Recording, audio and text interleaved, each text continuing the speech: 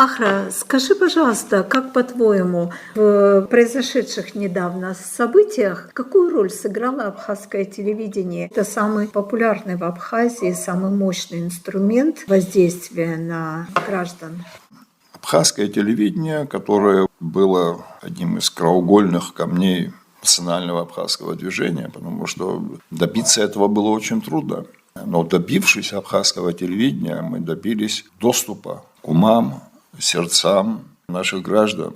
Они стали получать нашу абхазскую версию информации, которая способствовала сперва становлению, развитию, потом формированию нашего независимого государства. Это был инструмент свободы информации, свободы мнения и вообще политической свободы тоже. И вдруг он превращается в какой-то примитивный инструмент пропаганды. Потому что, во-первых, он не отражает реального положения вещей, он дезинформирует граждан. Во-вторых, потому что он выполняет социальный заказ или там какой-то политический заказ вот этого политического руководства, который какой-то синдикат по интересам призван продвигать собственные экономические и коммерческие интересы в ущерб кому угодно, в том числе в ущерб нашему суверенитету. И абхазское телевидение стало площадкой, на котором обосновывается правильность вот этого подхода. Любое альтернативное мнение там просто табу, под запретом. Почему, я не знаю, вот с каким трудом несколько каких-то эфиров пришлось совместных там выбить.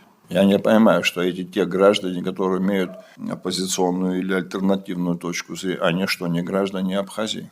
Что, их мнение менее ценно или компетентно? Почему руководство абхазского телевидения считает, что вот именно они знают, какое мнение граждан Абхазии представлять, а какое нет? Кто их на это уполномочил?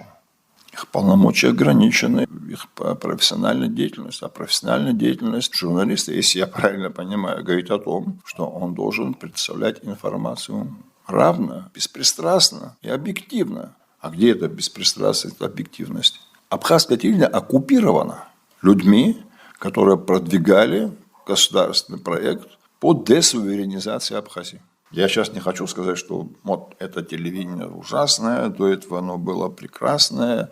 Нет, даже если бы предположить, что 2 или 3 цикла назад оно было еще хуже, это что означает, что я не должен критиковать нынешнее положение дела на телевидении? Сегодняшнее телевидение выступает как проводник антиабхазского, не в национальном смысле, а государственном антиабхазского, антисуверенного проекта. Вот чем они занимаются. Народ высказал свое мнение. Президент ушел в отставку. Это свершившиеся факты.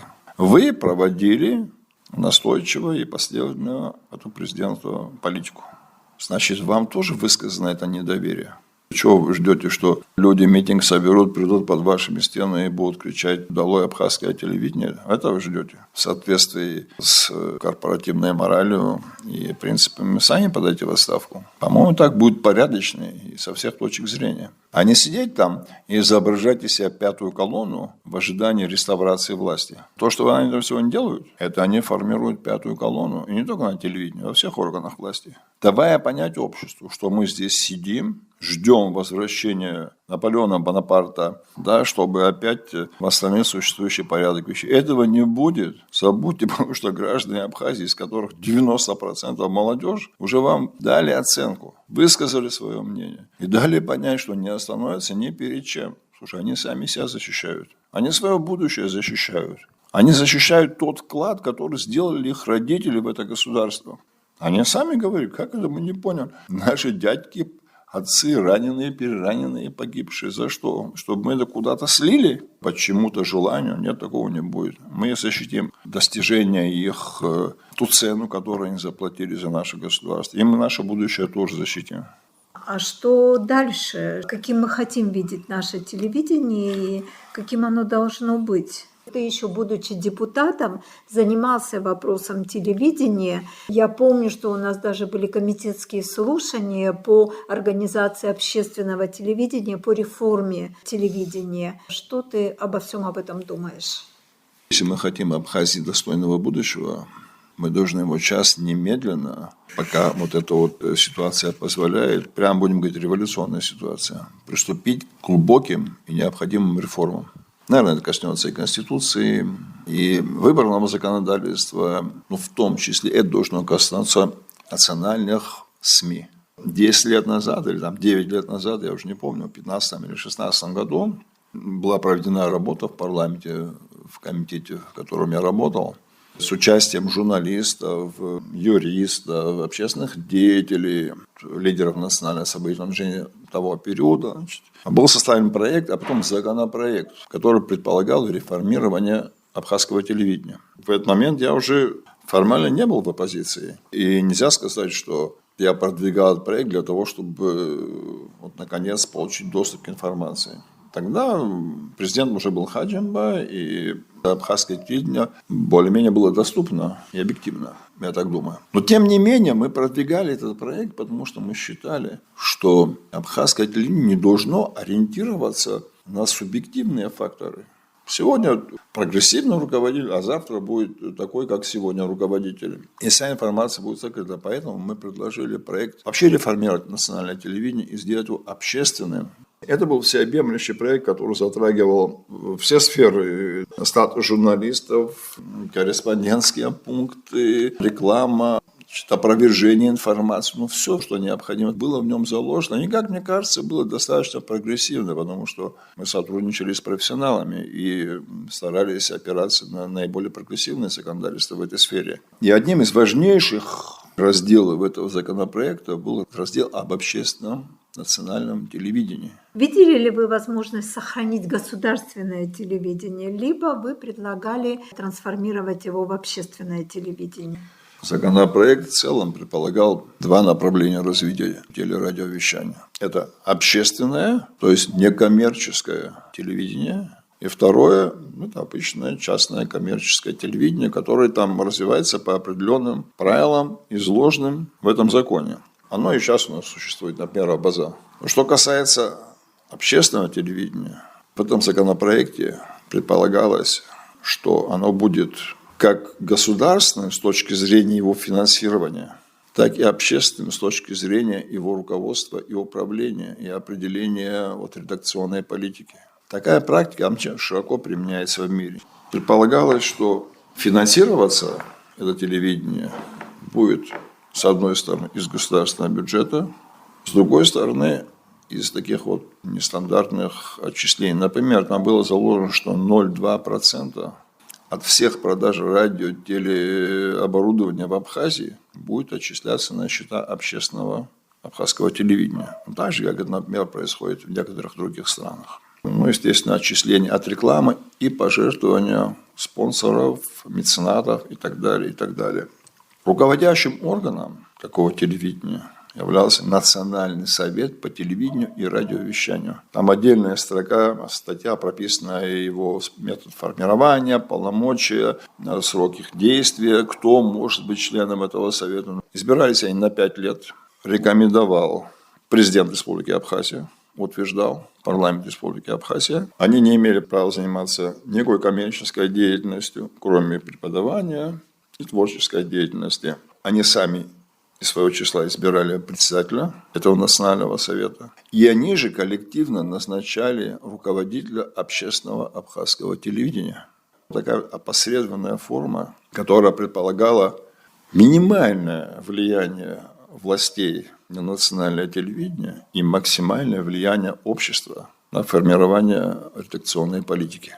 Сам механизм выбора этого совета таким образом устроен, что, по идее, должны быть люди, которые максимально не аффилированы с властью и представляют интересы общества.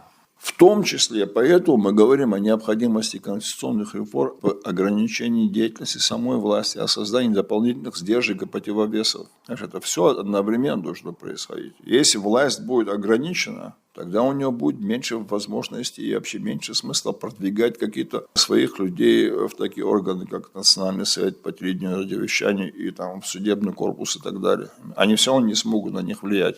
Это работает в других местах, в других странах, работает хорошо. Если будут возникать какие-то проблемы, давайте будем вносить коррективы. Но главное, что таким образом мы отсечем наше национальное телевидение от заказчиков, которые сидят в кабинете министров и которые фактически рулят редакционной политикой, дезинформируя граждан о том, что происходит в стране, навешивая ярлыки на уважаемых людей, устраивая травлю на них, показывая какие-то мероприятия, совершенно игнорируя какие-то другие, где тоже высказывают сомнения граждан. Чтобы этого не было, руководство сформировано другим способом. Отвечать оно должно не перед властью имущими, а перед другим органом. В данном случае мы предлагаем Национальный совет. Но это обеспечит нам, всем гражданам, объективность информации. И, кстати, мне кажется, и больше смотреть будет, потому что сейчас очень мало кто смотрит абхазское телевидение. Все в интернете, потому что не доверяют. Пропаганда не бывает интересна. Интересно бывает там, где есть столкновение мнений, где есть разница подходов, где есть творческий подход к поиску информации. Когда одно и то же вам долдонят, никто это смотреть не будет. Слушай, еще раз повторяю, наше телевидение было основано и завоевано гражданами Абхазии как инструмент поддержания строительства суверенного абхазского государства. Сейчас оно, кажется, работает против суверенитета нашего государства. Ахран, насколько я понимаю, законопроект об общественном телевидении практически готов. Ты можешь его предложить парламенту, либо он есть уже в парламенте. Что нужно сделать для того, чтобы он все-таки попал в работу? Если я не ошибаюсь, надо поднять документы в канцелярии. По-моему, даже прошел первое чтение.